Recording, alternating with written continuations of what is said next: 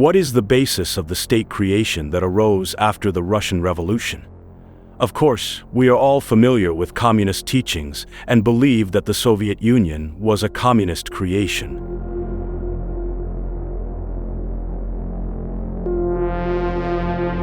But was it only the ideology of communism, that is, socialism, that was the foundation of the existence of this bulky alliance of the then socialist states?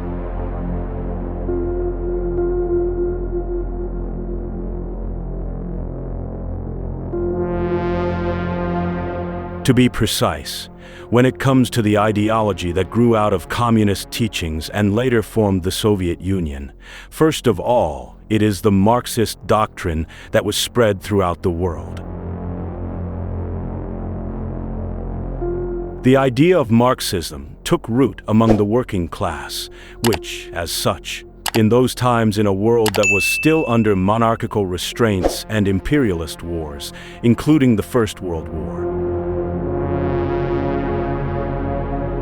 saw a fair distribution of capital and the creation of a utopian classless society that would carry out an equal distribution of social goods.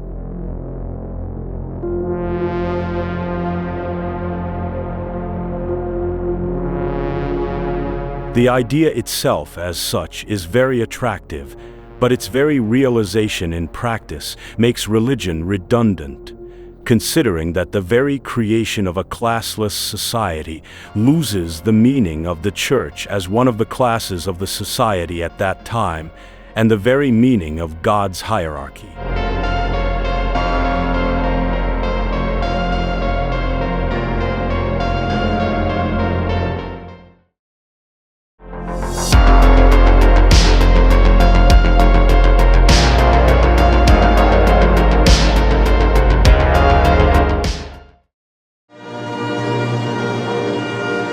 The Communist Party had its members all over the world.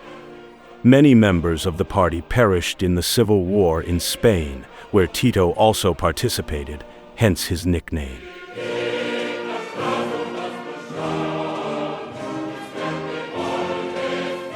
In England, many of them spied for the Communist Party, and in Germany, they were beaten by Hitler's stormtroopers. The Communist Party was a huge social movement that had its own rituals.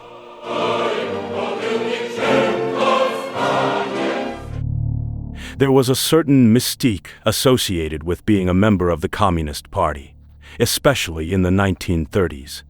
That mysticism was similar to the mysticism of a religious nature, so to speak, a surrogate of religion. The very admission to the party gave the impression of something ominous, a ritualistic act, putting it on par with the so-called initiation into some ancient mystery school or Freemasonry. The best example of this was the admission of the pioneers.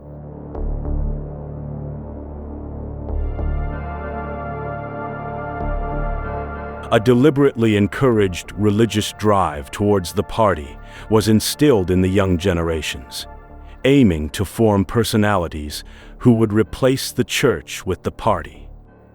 Admission to the pioneers represented a major event in the life of a child, equating that act with communion itself.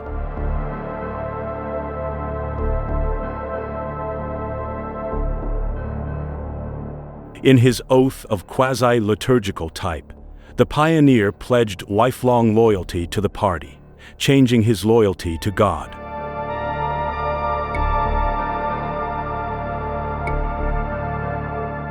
The pioneer received his most sacred amulet, a red scarf, and that piece of cloth became the pioneer's most precious possession. Promised to faithfully guard, respect, and protect it, he was told that it is the embodiment of the blood of revolutionary martyrs who received their monuments and were mentioned in speeches like saints.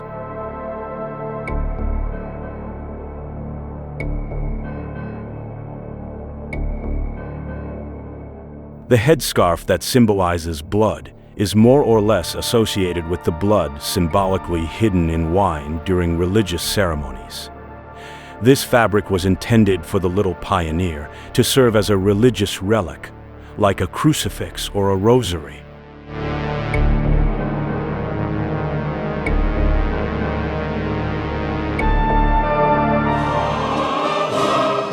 Otherwise, in addition to the above, let's not talk about getting a party card, which to this day in the former socialist republics has remained a synonym for a certain part of power.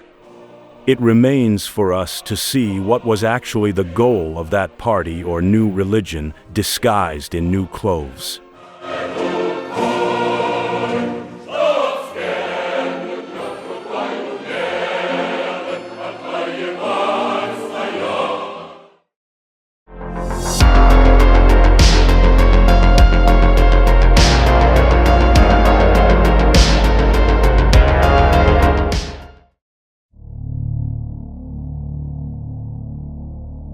The theory of Marxism was tried to be implemented by the communists in Russia led by Lenin, who, by carrying out a revolution in the country at that time, which was exhausted by the First World War, and with a visibly depressed morale of the army, part of which joined the Communist Party, managed to overthrow the monarchy and literally exterminate the royal line.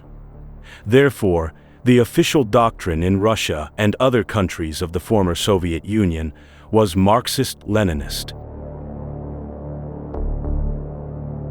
It was based on firm centralism, that is, the dictatorship of the proletariat. How can a dictatorship exist in a system that advocates for equality and equity?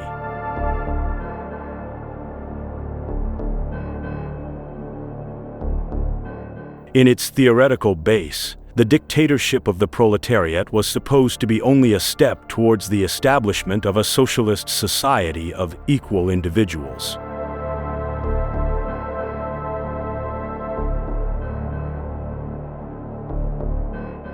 But just like any theory that may have had a benevolent idea at its core, so the communist idea did not take root in its full theoretical content.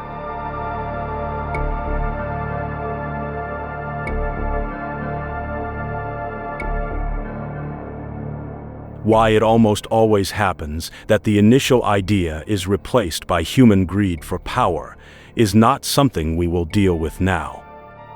Let's go back to the Marxist-Leninist type of government.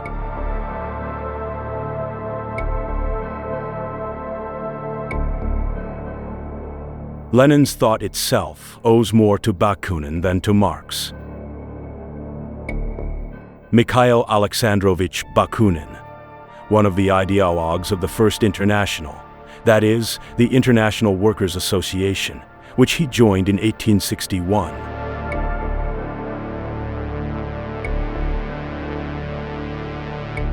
Unlike Marx, who believed that socialism could be built by taking over the state, Bakunin insisted on its destruction and the creation of a totally new society based on the free association of free workers.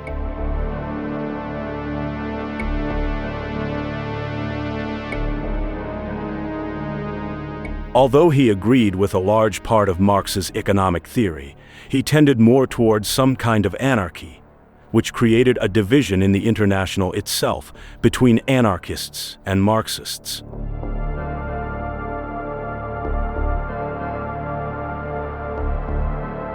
The very structure of Lenin's Revolutionary Party and its way of fighting come directly from Bakunin, which Lenin admits in his notes.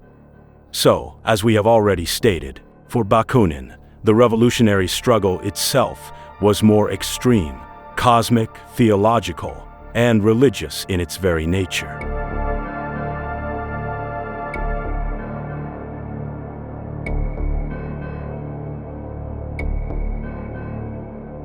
In addition to being a prominent member of the First International, Bakunin spent 20 years of his life working his way through the ranks of the Freemasons.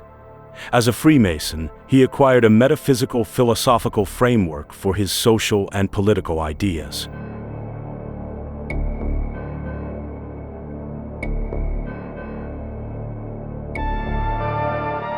In addition to being an anarchist, he also declared himself a Satanist, Yes, you heard that right. Why would a communist who rejects religion even believe in something that does not exist according to communist ideology?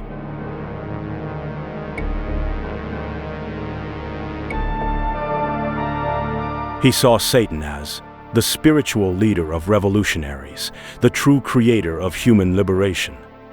According to Bakunin, Satan was the supreme fighter for freedom against the supposed tyrannical God.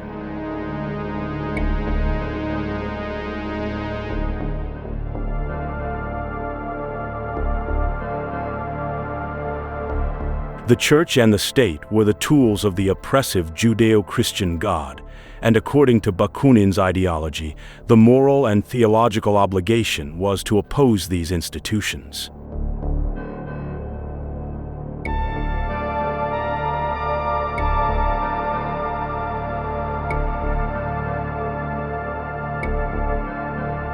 Although Lenin himself did not publicly express such cosmological thoughts, he undoubtedly recognized their expediency. In Lenin's hands, accordingly, the party aspired to become nothing less than a secular religion.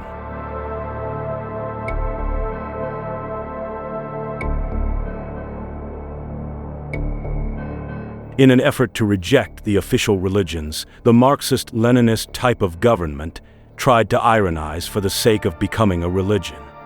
Stalin, who studied to be a priest in his youth, used religious techniques on the Communist Party with even more cynicism.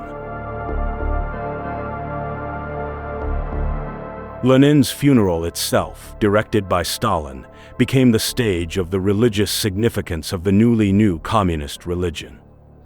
Lenin's body was displayed on a ceremonial bier in the Hall of Pillars in the House of Unions.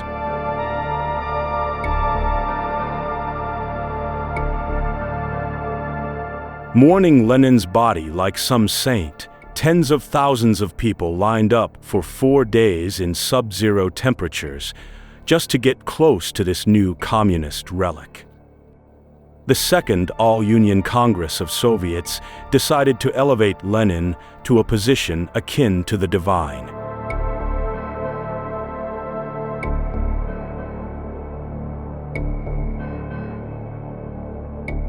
In every Soviet city, streets and boulevards were named after him, and his statues were erected. Like the saints, his body was embalmed and placed in a stone building reminiscent of the ancient step pyramids in Assyria and Babylon.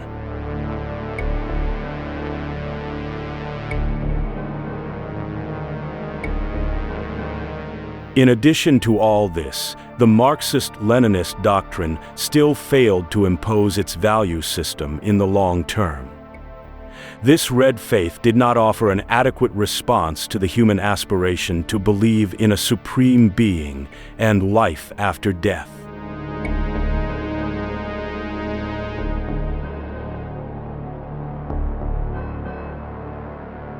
The ideology of communism offered bread and games, but it could not offer what is most important to a human being, which is spiritual food. God proved once again that despite all attempts to destroy, and when it is almost on its knees, faith always wins in the end.